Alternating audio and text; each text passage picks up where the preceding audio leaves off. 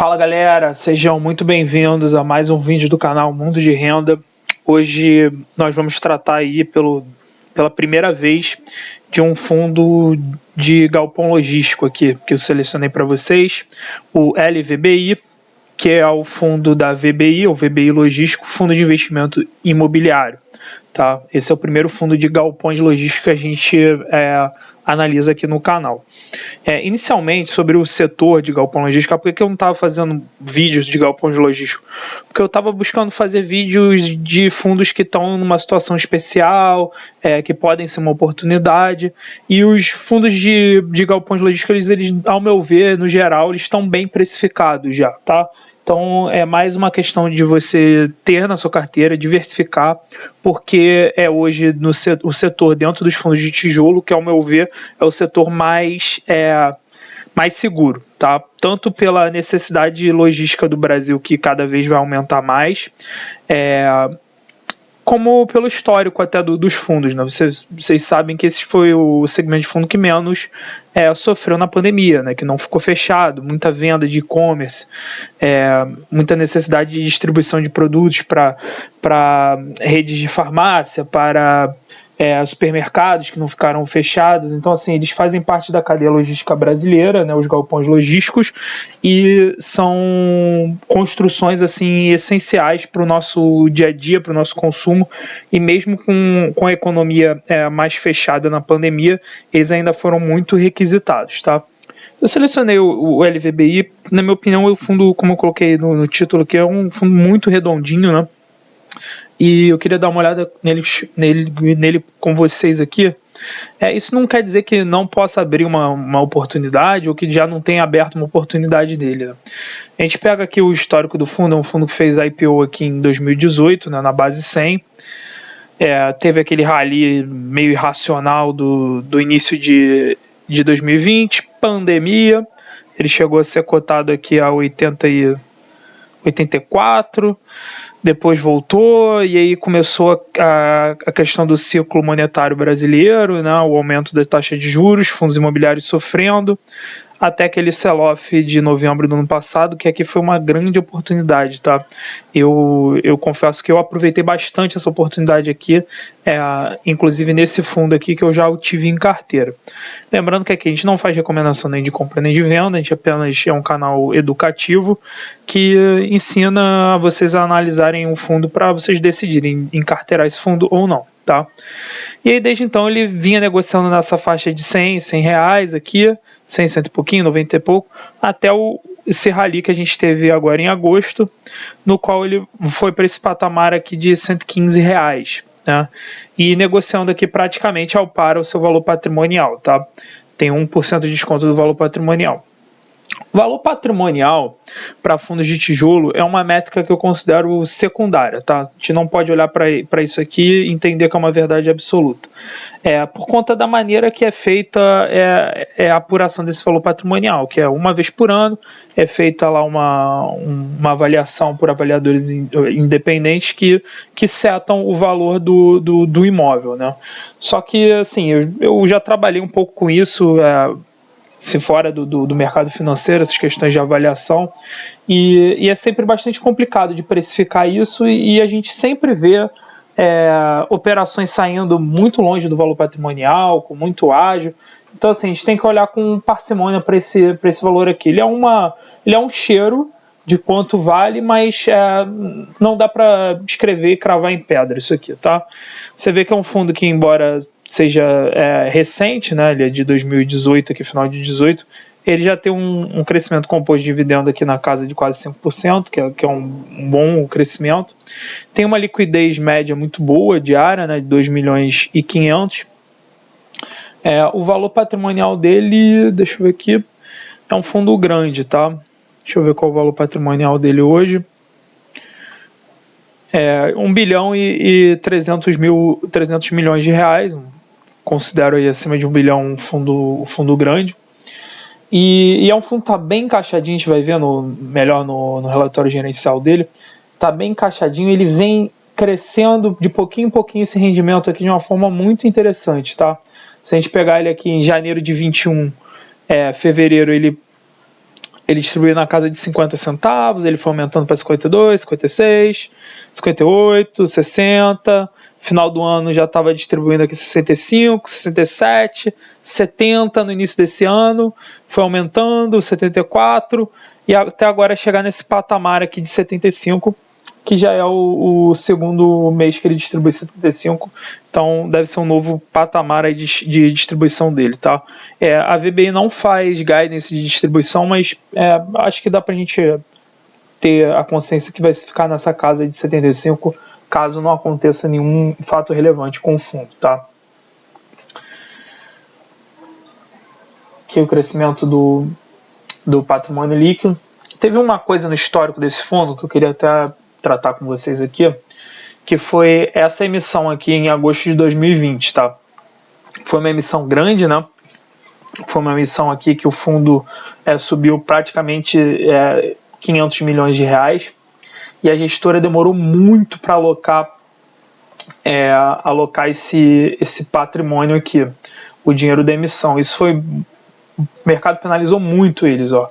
Ele na época da emissão aqui estava por volta de 140, né, 137, caiu e veio caindo aqui, que ela demorou até quase fevereiro para alocar toda a grana da emissão. E nesse período de tempo, o caixa estava rendendo 2%, né, que o CDI estava num patamar muito abaixo do normal, né. Então, tem esse histórico aqui negativo dessa emissão. Você vê que hoje o caixa do fundo, ele está bastante reduzido, ele tem um caixa residual ali. Tem uma questão aqui da alavancagem dele, que eu vou tratar com vocês. Ele tem uma alavancagem, se não me engano, de 18%. Aqui são os imóveis a distribuição geográfica dos imóveis, a maioria deles aqui que está com algum erro, né? Mas a maioria deles é São Paulo, o restante é Minas, aqui na região de Extrema. Isso aqui a gente vai ver melhor no relatório gerencial. Esse relatório que a gente está analisando aqui é o relatório gerencial de setembro, maravilha? Aqui falando um pouco do fundo, da política do fundo. Ele está com um yield anualizado aqui na casa de 8%. É um yield interessante, né, para um fundo de tijolo. Dificilmente um fundo de tijolo vai pagar mais do que isso, né, um yield de 8, 9. Por isso é que os valores que estavam há 2, 3 meses atrás eram valores muito gritantes, tá? Você consegue aqui no mercado imobiliário um yield de 10 quando você faz um desenvolvimento, né? Tá bem próximo do valor patrimonial dele. Aqui já começa alguns indícios de que essa distribuição de 75 deve se manter e pode até aumentar, porque o resultado aqui do fundo foi 0,80, né?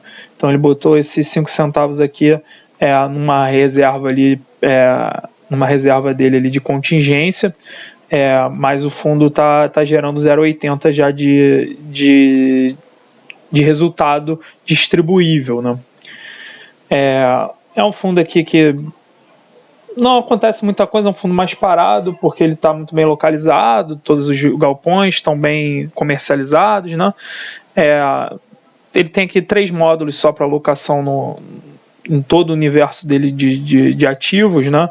Isso é uma vacância de 1,4%, sendo que esses 2 módulos aqui desse Aratu, ele não gera impacto financeiro porque tem uma RMG, né? Mas se essa RMG acabar, a gente está falando aqui de um aumento na taxa de vacância de 0,5%. Praticamente nada, não. Um fundo quase 100% alocado, né? Ele tem algumas questões aqui de obras de desenvolvimento, né, que ele faz, iniciativa de Cajamar, a gente vai ver mais lá na frente. E aí, quando houver a obtenção do habite, né, desses imóveis que ele contratou ainda nessa parte de obras, ele vai passar a fazer jus já a algum tipo de RMG, e isso pode aumentar ainda mais a distribuição do fundo. Ele não dá guidance para isso, mas pode ser que sim. Tá? Aqui a questão desse ativo de Aratu, né, que foi a compra dele, a forma que o montante que ele está pagando, as formas de pagamento que ele está pagando por esse ativo. Um cap rate aqui que ele diz que na casa de 11%, né, desse ativo. Aqui o que eu falei para vocês, ele fez essa emissão aqui em outubro de 2020, olha quando acabou a alocação disso, só em agosto. A primeira alocação foi em fevereiro. É que o mercado bateu muito nesse fundo, né? Aqui ele é um fundo também que faz essas expansões, né, nos ativos que ele tem, e isso é muito interessante porque, como eu falei para vocês, essa parte de desenvolvimento que ele faz, ele acaba conseguindo um cap rate maior, né, nessas locações, e porque o imóvel já está lá, ele já é dono do imóvel, já é dono do terreno, então ele só gasta com a obra, aumenta, aluga, então ele aumenta o cap rate do fundo como um todo, né? Aqui, para vocês verem o histórico de rendimento crescente, né, conforme eu falei, 0,75. O dividend yield está caindo por conta, nessa linha amarela aqui, que ele é sobre a cota de fechamento de mercado, né? Você vê que ele já chegou a pagar aqui 9,7, 9, né? Teve janelas de oportunidade boas para comprar ele, né? Aqui é a rentabilidade histórica dele. Esse gráfico é interessante, poucos fundos fazem, porque poucos fundos batem o IFIX, né? Mas aqui dá para ver que ele junto com os seus rendimentos, né? Ele aqui, total cost, o gráfico total cost, ele está acima do IFIX, né? O IFIX rendeu 30%, ele rendeu 41,2%. Aqui falando da liquidez, número de cotistas vem crescendo, né? Vem tendo uma base boa de cotistas aqui, quase 60 mil cotistas aqui nesse fundo. Falando dos ativos, aqui a questão da região, né? Você vê que são ativos muito bem localizados. 42% é no raio 30 de São Paulo, que é a região logística mais importante de São Paulo, que são aqueles ativos logísticos last mile para fazer entrega dentro da cidade de São Paulo. E 25% em Extrema. Extrema é uma pontinha aqui de Minas, entre Minas, São Paulo e Rio, aqui na fronteira tríplice, que é um local logístico muito importante no país, que quase nunca tem vacância, porque é muito requisitado, porque ele está perto de São Paulo, está perto de BH, está perto do Rio de Janeiro, está perto do Porto de Santos, então é uma zona logística bastante requisitada aí. Você vê que ele é bem diversificado por ativos, por locatário, por inquilino. A maioria do contrato dele é típico, com uma parcela aqui de 27% sobre atípico, maioria corrigido pelo IGPM. Os meses de reajuste são bem distribuídos aqui, a maior parte deles é mais para o meio do ano e essa paulada aqui em janeiro. Revisionais de contrato, ano que vem vai ser um ano de atenção, vai ser um ponto de atenção, 32% do contrato tem revisional. Vencimento bem distribuído, né? 10% só vencendo em 2023. Vacância do fundo aqui, você vê que historicamente ela é sempre bem baixa. Aqui o resultado do fundo aqui, no caso, a gente está falando do mês caixa de agosto, competência de julho, né? Que o resultado distribuído foi de 8,8 milhões, sendo que ele teve aqui 9,5 milhões de lucro líquido, né? Então ele colocou em reserva de lucro aqui 600 milhões, e 600 milhões não, 600 mil, que são por volta de 5 centavos por cota, né? Aqui a gente vê que tem R$2 aqui, tem 2 milhões, né? Em reserva de lucro. Isso aqui deve dar por volta de 2,10 por cota aqui, de reserva de lucro acumulada, né? Lembrando que nem toda essa reserva de lucro aqui ela pode ser distribuível, porque ela pode estar sendo arrastada de outros semestres, né? Então, isso não quer dizer que no final do semestre ele vai distribuir aqui, dar uma pancadona de R$2 aqui, não quer dizer isso, tá? Aqui é um pouco a quebra do resultado do fundo, né? Ele gerou por cota aqui 1,01 de receita imobiliária, tem as despesas, tem as receitas financeiras, as despesas financeiras, que é a questão da alavancagem, despesas operacionais, botou 5 centavos aqui em reserva de lucro, né, conforme a gente colocou, conforme a gente viu aqui. Receita imobiliária do fundo está bem próximo da receita potencial, né? Tem um pouquinho aqui de carência e desconto ainda. Como eu disse, um fundo bem redondinho, né? Agora aqui a questão da alavancagem, tá? Ele tem uma alavancagem aqui somada na casa de uns 175 milhões, né?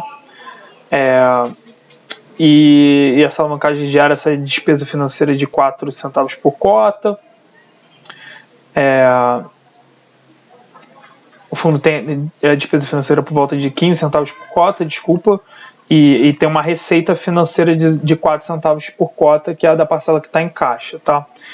Isso aqui é um ponto um pouco de atenção também, é essa questão aqui do caixa dele, né, e essas obrigações que ele já assumiu aqui de pagamentos de alguns imóveis que ele já comprou, tá? Você vê que o caixa dele vai ter uma redução aqui importante, né? E somado a isso, ao fato dessa alavancagem aqui, eu veria com bons olhos ele está realizando agora algum tipo de emissão para estar diluindo um pouco esse risco dessa alavancagem, que, ao meu ver, ainda está no nível de alavancagem adequado, né? Tá 18% ali, não tá preocupante. Mas dado que o fundo conseguiu chegar agora no valor patrimonial, eu acho que se ele passar um pouquinho do valor patrimonial, eles já devem chamar a emissão aqui, o que eu vejo com bons olhos, tá?